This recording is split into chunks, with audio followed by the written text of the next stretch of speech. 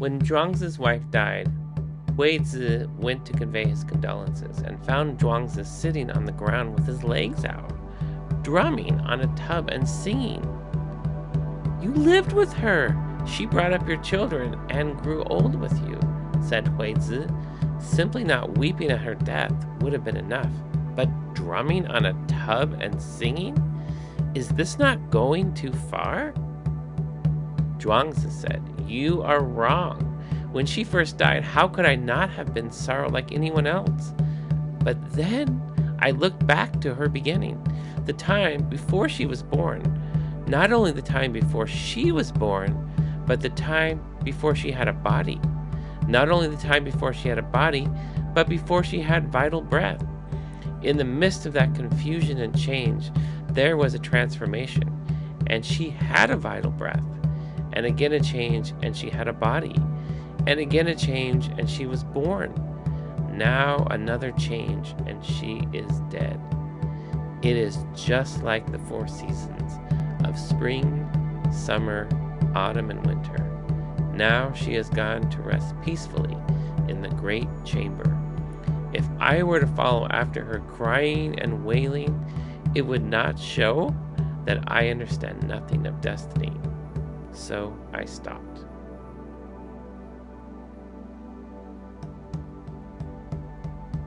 The mind of the great sage of India was intimately conveyed from west to east. Among human beings are wise ones and fools, but in the way there is no northern or southern patriarch. The subtle source is clear and bright. The tributary streams flow through the darkness. To be attached to things is illusion. To encounter the absolute is not yet enlightenment. Each and all the subjective and objective spheres are related, and at the same time independent. Related yet working differently, though each keeps its own place. Form makes the character and appearance different. Sounds distinguish comfort and discomfort. The dark makes all words one. The brightness distinguishes good and bad phrases. The 4 elements return to their nature as a child to its mother. Fire is hot, wind moves, water is wet, earth hard. Eyes see, ears hear, nose smells, tongue tastes the salt and sour. In accordance with each dharma, the root gives rise to its separate leaves. Root and branch must return to the great reality. The words high and low are used relatively. Within light there is darkness, but do not try to understand that darkness. Within darkness there is light, but do not look for that light. Light and darkness are a pair, like the foot before and the foot behind in walking. Each thing has its own intrinsic value and is related to everything else in function and position. Ordinary life fits the absolute as a box and its lid. The absolute works together with the relative, like 2 arrows meeting in midair. Reading words, you should grasp the great reality. Do not judge by any standards. If you do not see the way, you do not see it even as you walk on it. When you walk the way, it is not near, it is not far. If you are deluded, you are mountains and rivers away from it. I respectfully say to those who wish to be enlightened, do not waste your time by night or day.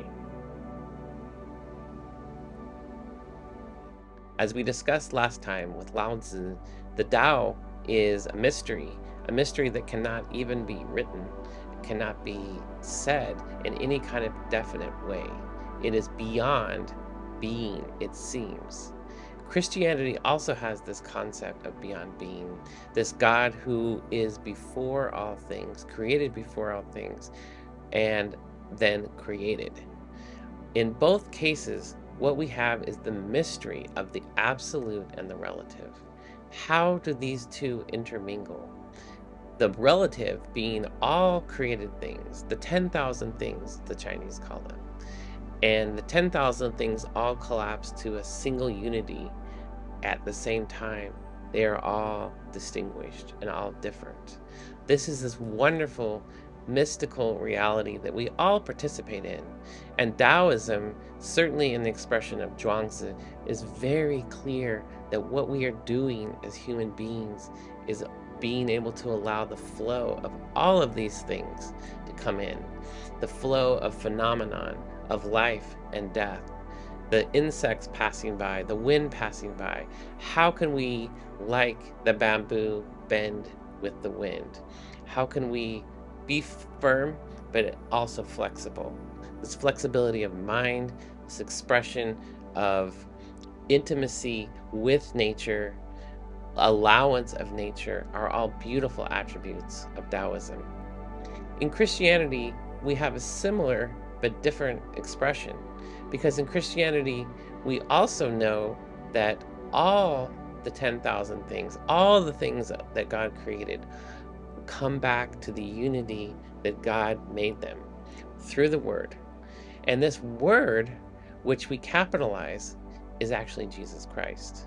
So that is why I said last time that the Tao is Christ. Christ is the form, or the one that all things return to and was before all things. So what is this, what we might call the absolute?